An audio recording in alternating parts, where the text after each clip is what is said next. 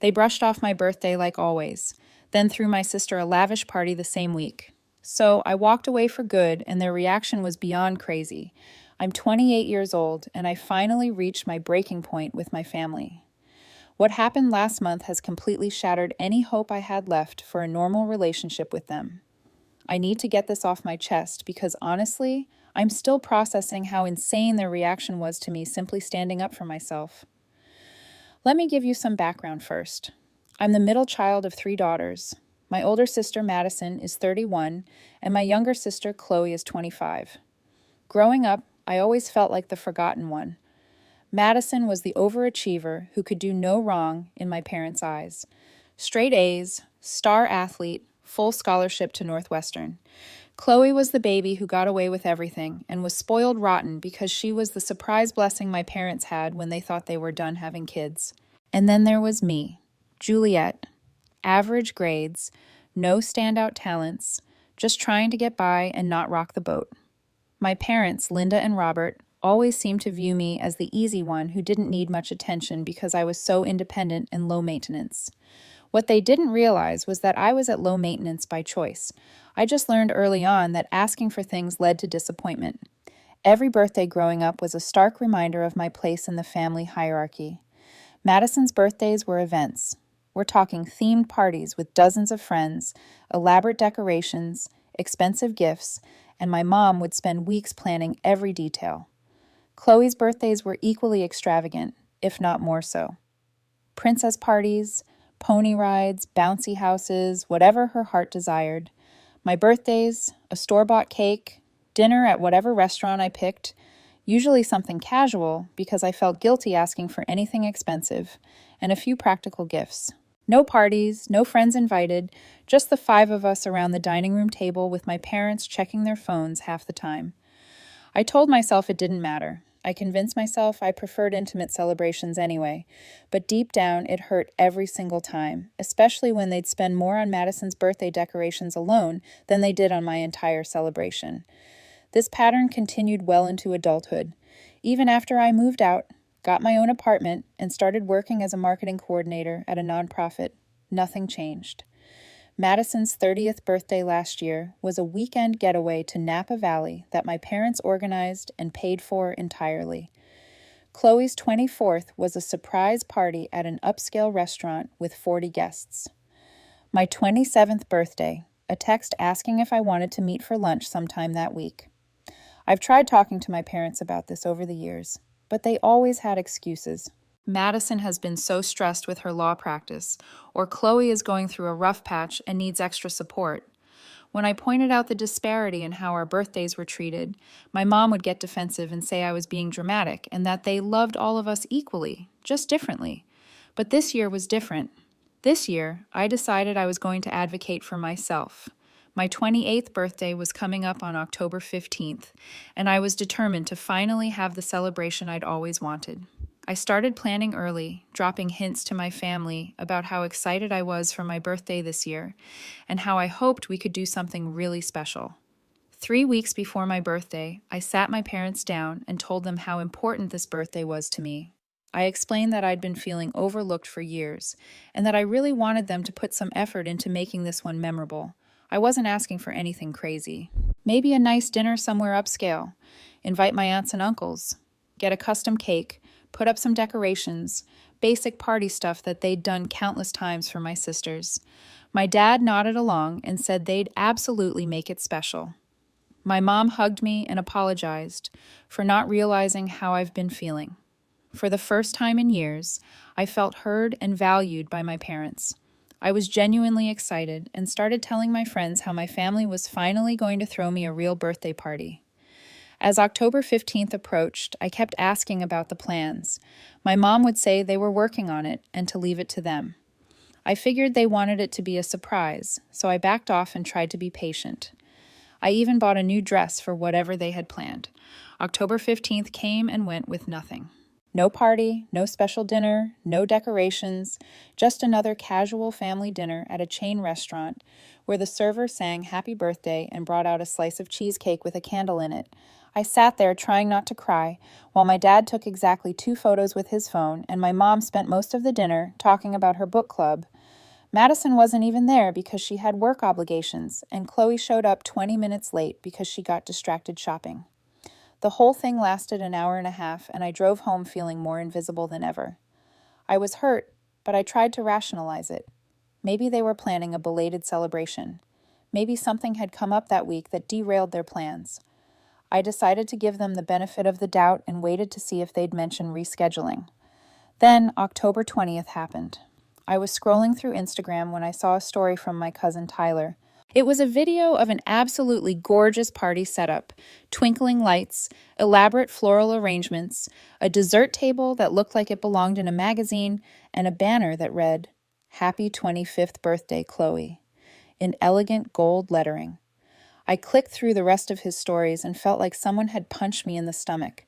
There was Chloe in a beautiful dress, surrounded by at least 50 people, all celebrating her 25th birthday in my parents' backyard, a backyard that had been transformed into something out of a fairy tale. I immediately called my mom, my hands shaking with anger and hurt. "Juliet, honey, what's up?" She answered casually. "What's up? What's up?" I could barely keep my voice steady. "You threw Chloe a massive birthday party, 5 days after completely ignoring mine." There was a pause. "Oh, sweetie, this is different. Chloe's been really down lately because of her breakup with Jake, and we thought she needed something to cheer her up. Plus, her birthday isn't until next month, but she's going to be traveling then for work, so we moved it up. So you moved her birthday party to 5 days after mine, after I specifically told you how important this birthday was to me. Juliet, you're being dramatic again. This isn't about you." Dramatic again? After 28 years of being overlooked, dismissed, and treated like an afterthought, I was being dramatic for having feelings about it. You know what, Mom? You're right. This isn't about me. It's never been about me, and I'm finally okay with that. I hung up and sat in my apartment, staring at more Instagram posts from the party. There were professional photos, a live acoustic guitarist, catered food from an expensive restaurant, and a custom 3-tier cake. Everything I had asked for and more was given to Chloe without her even requesting it. That's when I made my decision. I was done. I didn't make a big announcement or send a dramatic text. I simply stopped reaching out. I stopped calling, stopped texting, stopped showing up to family dinners.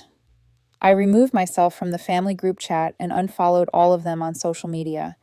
I figured if they wanted a relationship with me, they'd notice my absence and reach out. For 2 weeks, nothing. Complete silence from all of them. It actually validated everything I'd been feeling. I really was that forgettable to them. But then my phone started ringing. It started with Madison. "Juliet, Mom is freaking out that you've gone no contact. What's your problem?" When I explained what happened, she scoffed. "You're seriously cutting off the family because of a birthday party. That's incredibly immature." Then came who had the audacity to say, "I didn't even ask for that party. You're punishing me for something I didn't do." But the real insanity started when my parents realized I was serious about staying away. My mom showed up at my apartment unannounced on a Tuesday evening, crying hysterically in my hallway. "Juliet, you're tearing this family apart. Your father hasn't slept in days because he's so worried about you. How can you be so selfish?" Selfish? I was selfish for removing myself from a dynamic that was harmful to me. When I calmly explained my position and asked her to leave, she started screaming that I was throwing away my family over nothing and that I was acting like a spoiled brat. My neighbor actually came out to check if everything was okay. My dad tried a different approach. He started sending me long emails about how disappointed he was in me for abandoning my family and how I was setting a terrible example for my younger sister. He accused me of being jealous and vindictive and said I was proving that I was the problem by running away instead of working things out. The emails got increasingly manipulative. He brought up every family vacation I'd been on, every time they'd supported me, every dollar they'd spent on my education, as if I owed them a relationship because of their basic parental obligations.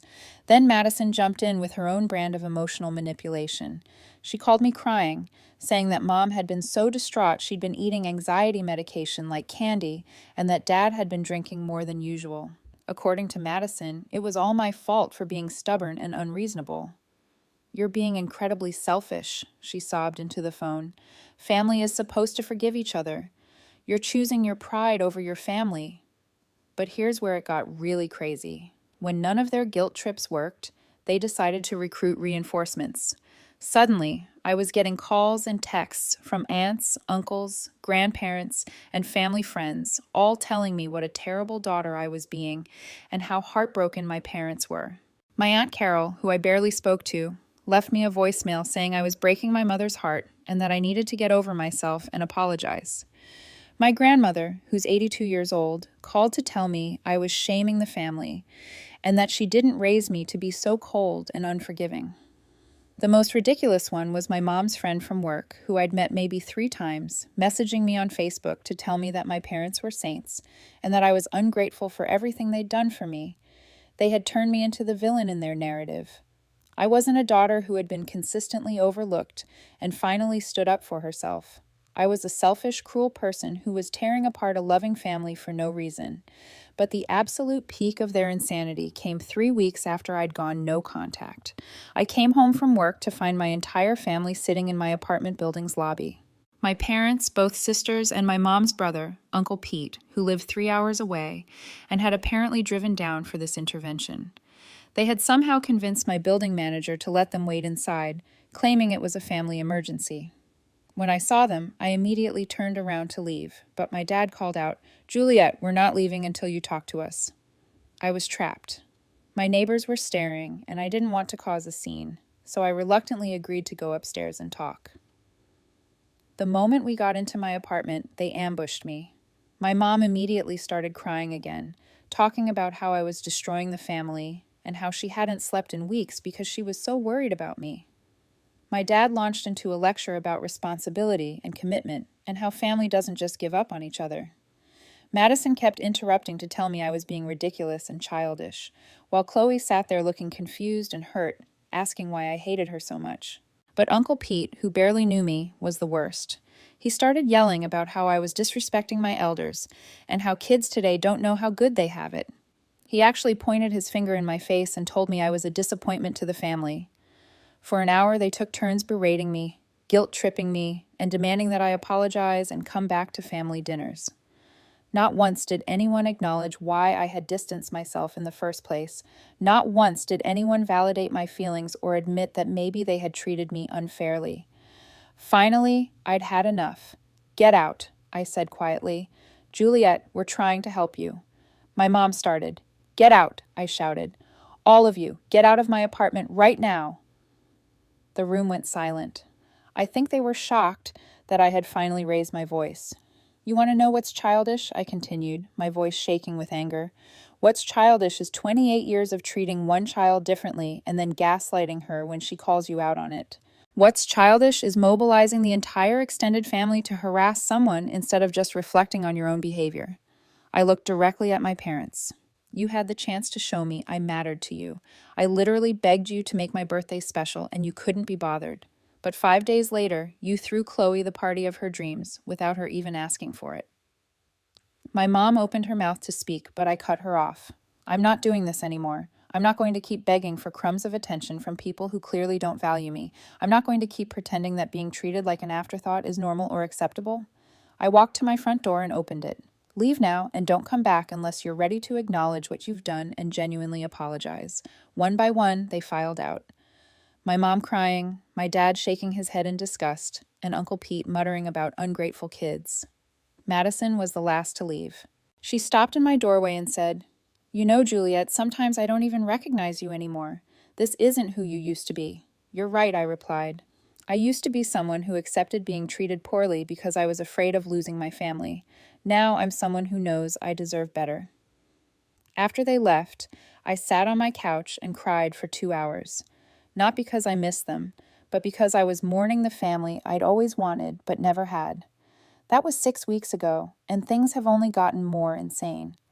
They've now started what I can only describe as a full-scale campaign to force me back into the family. They've contacted my employer, claiming they're worried about my mental health and asking if I've been acting strangely at work. They've reached out to my friends, telling them I've had a breakdown and asking them to convince me to reconnect with my family. My mom has sent me over 50 emails, ranging from tearful apologies that blame me for misunderstanding their actions to angry rants about how I'm tearing the family apart. My dad has started showing up at my apartment building at random times, leaving gifts and notes outside my door. Chloe has been the worst, though. She's created fake social media accounts to message me, claiming she just wants to understand why I hate her so much. When I blocked those, she started having her friends message me instead. Madison hired a lawyer to send me a cease and desist letter claiming I was harassing the family by not responding to their attempts at contact. Yes, you read that right.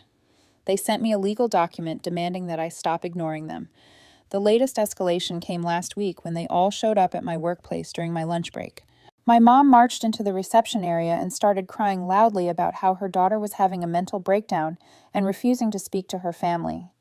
My dad demanded to speak to my supervisor about his concerns for my well-being. My boss, thankfully, is amazing and basically told them they needed to leave or she'd call security. But the whole thing was mortifying, and I ended up having to explain the situation to HR to make sure they understood that I wasn't actually having a mental health crisis. The irony is that their behavior is proving exactly why I needed to distance myself from them in the first place. Instead of reflecting on their actions and trying to make amends, they've doubled down on emotional manipulation, harassment, and public humiliation. They keep saying, "I'm tearing the family apart." But what family? A family where one member is consistently treated as less important than the others. A family where expressing hurt feelings makes you dramatic and selfish. A family that mobilizes against you the moment you stop accepting poor treatment. I've started seeing a therapist to help me process everything, and she's helped me understand that what my family is doing isn't normal or healthy. The level of harassment and manipulation I've experienced since going no contact is actually confirmation that I made the right choice. She's also helped me see that I'm not responsible for managing their emotions or fixing their feelings about my absence. If they're truly devastated by losing me, they have a very simple solution. Acknowledge what they did wrong and genuinely apologize. But they'd rather spend their energy trying to force me back into a harmful dynamic than actually address the problem. I've changed my phone number, increased security at my apartment building, and warned my employer about their behavior. I've also started documenting everything they do in case I need to pursue legal action for harassment. Some days are harder than others. I do miss the idea of having a close family, but I don't miss the reality of how they actually treated me. I've been able to build stronger friendships and focus on my career in ways I never could when I was constantly dealing with family drama.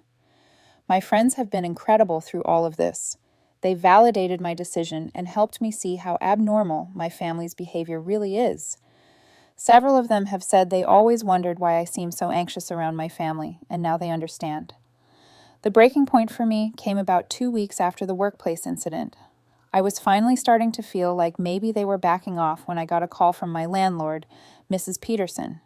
She's this sweet elderly woman who has always been kind to me, and she sounded genuinely concerned. "Juliet, honey, your mother called me this morning," she said hesitantly. "She's very worried about you and asked if I could do a wellness check. She said you might be having some kind of mental health crisis and that you haven't been taking care of yourself properly." My blood ran cold. They were now involving my landlord in their manipulation campaign. "Mrs. Peterson, I'm perfectly fine," I assured her. "My family and I are having a disagreement, and they're trying to pressure me into reconciling by making it seem like I'm unstable. I promise you I'm mentally and physically healthy." There was a pause. "Well, you certainly sound fine to me, dear, but your mother was very insistent. She asked if she could have a spare key to check on you." The audacity was breathtaking. They wanted my landlord to give them access to my apartment. "Absolutely not," I said firmly. "Mrs. Peterson, I need you to know that I do not want my family to have any access to my apartment or information about me. If they contact you again, please don't engage with them." She agreed, but I could tell the whole situation made her uncomfortable. I felt terrible that they had dragged this innocent woman into their drama. That same week, I discovered they had escalated to an even more disturbing level. My best friend Jessica called me, sounding confused and a little freaked out.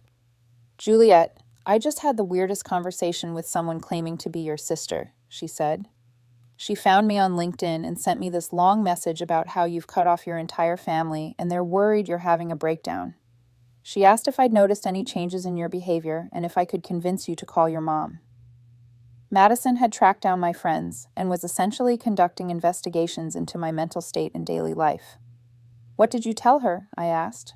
I told her, you seemed happier and more relaxed than I'd seen you in years, and that maybe there was a reason you needed space from them, Jessica replied. But Juliet, this is really weird behavior. Normal families don't hire detective services on their own children. She was right, but it got worse.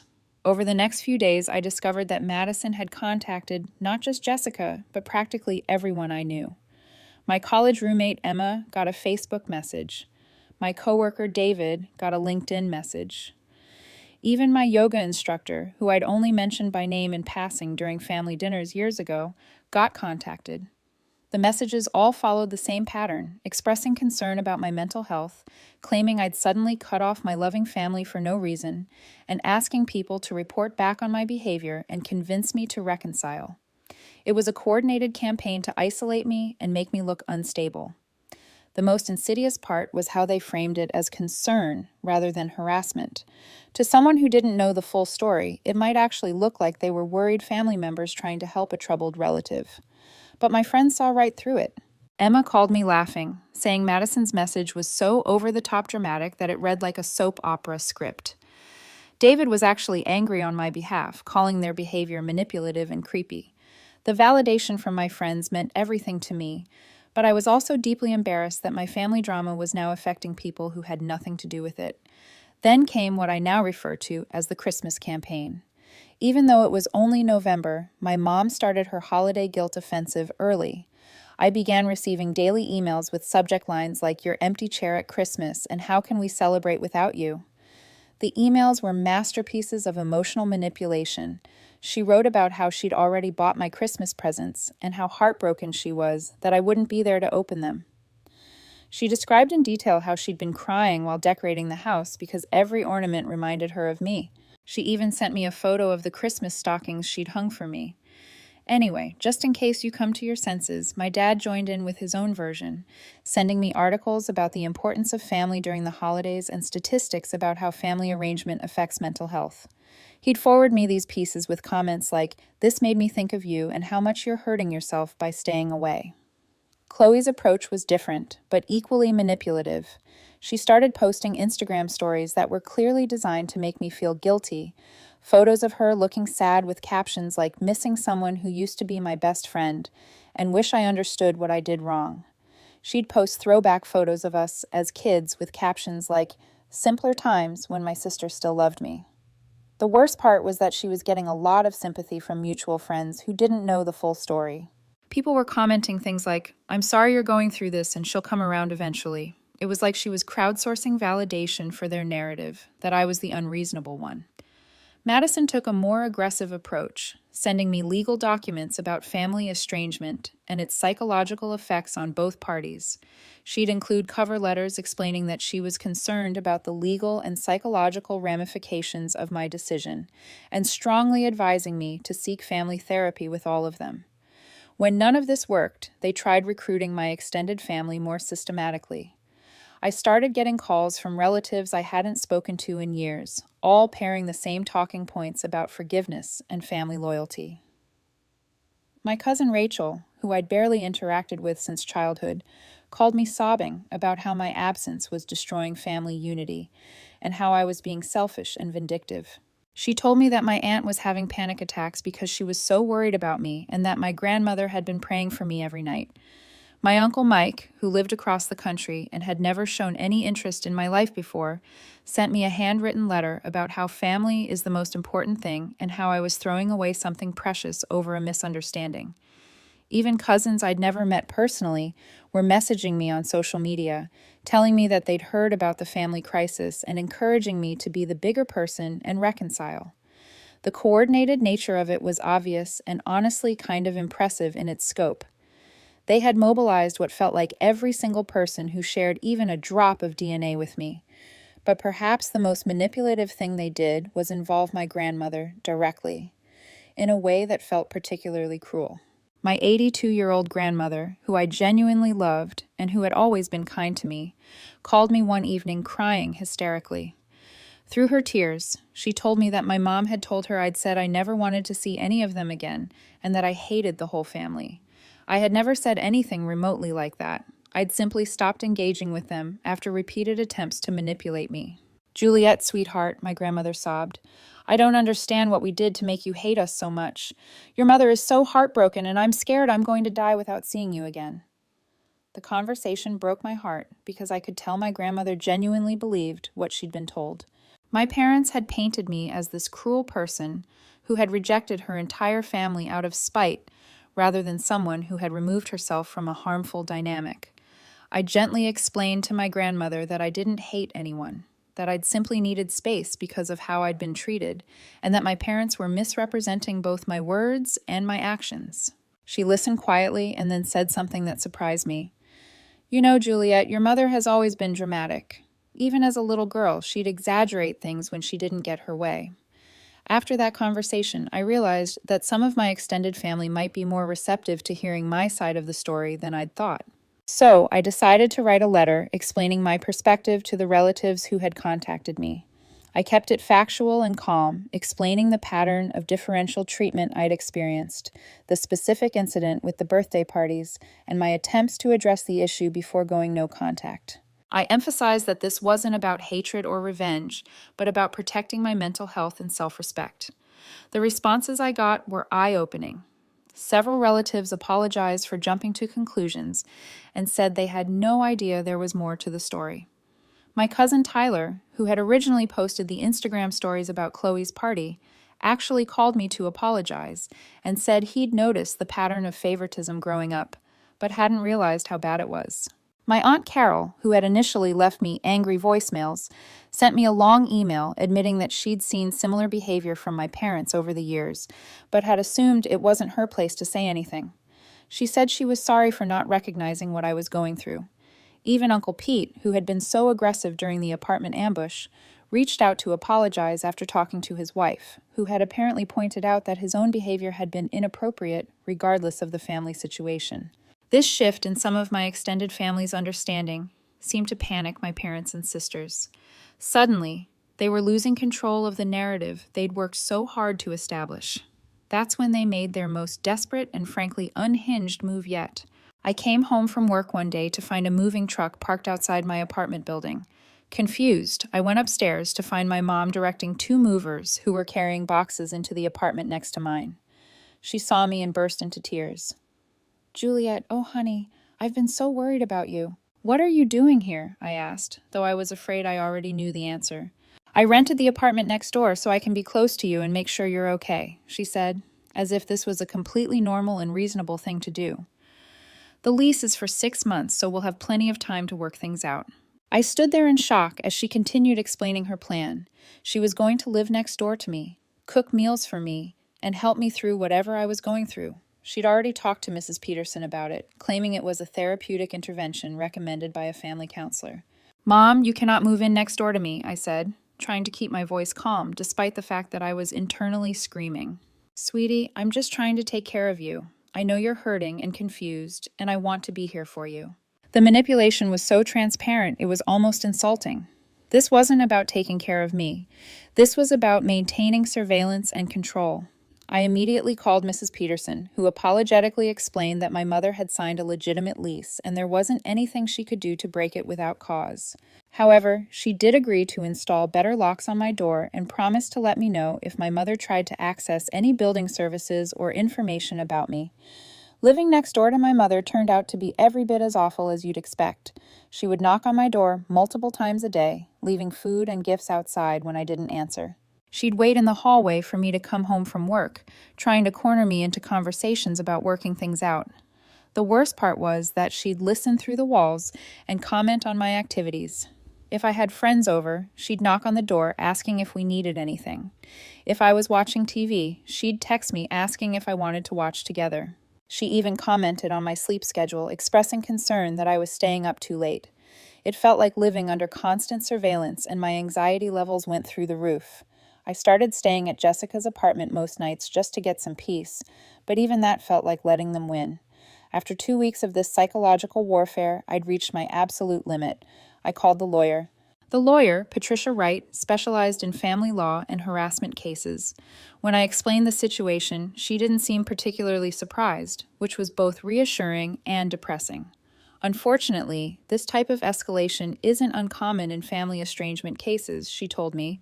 Some families struggle so much with the loss of control that they'll engage in increasingly inappropriate behavior to force a reconciliation. She helped me document everything they'd done: the workplace harassment, the contact with my landlord and friends, the legal threats, the fake social media accounts, and now the surveillance via my mother living next door.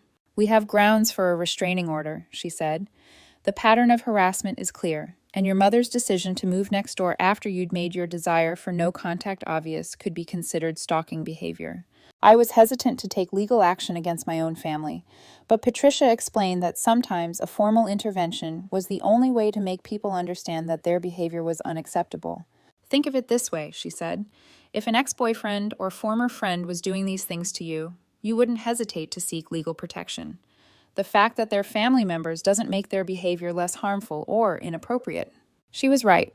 I filed for a temporary restraining order against all 4 of them, citing harassment, stalking, and interference with my work and living situation. The court date was surreal. My entire family showed up with their own lawyer, looking shocked that I had actually taken legal action.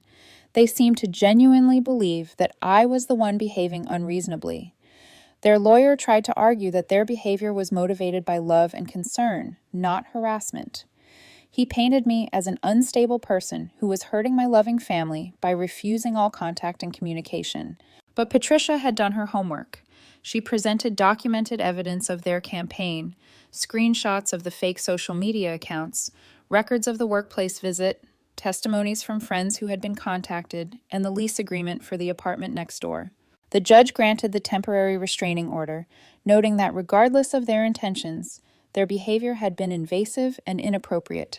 They were ordered to stay at least 500 feet away from me, my workplace, and my home, and to cease all contact through third parties. The look of shock on their faces when the judge announced his decision was something I'll never forget. I think it was the first time they realized that other people might view their behavior as problematic rather than loving. My mother actually stood up and started crying, saying that the judge didn't understand that she was just trying to save her daughter. The judge told her to sit down and warned that any violation of the restraining order would result in arrest. For a few weeks after the restraining order was finalized, things were blissfully quiet. My mother moved out of the apartment next door. Though she tried to argue with Mrs. Peterson about getting her deposit back, claiming she was being forced to break the lease due to discriminatory legal action. I started sleeping better, feeling less anxious, and actually enjoying my life again. I began to think that maybe the legal intervention had finally made them understand that their behavior was unacceptable. I should have known better. I know some people will read this and think I'm overreacting, or that I should just forgive my family and move on.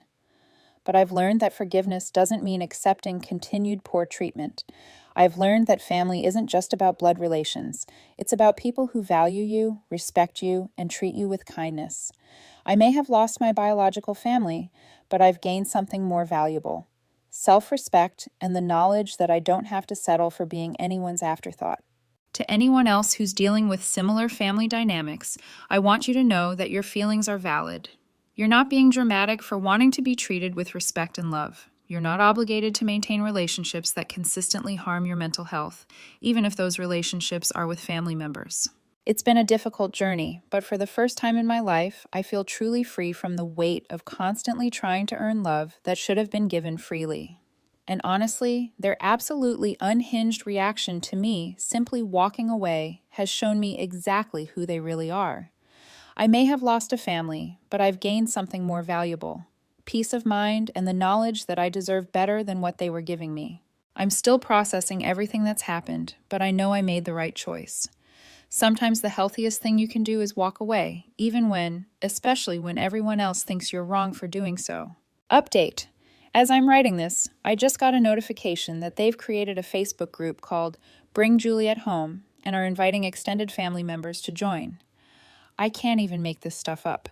The level of public drama they're willing to create rather than just apologizing is truly beyond anything I could have imagined.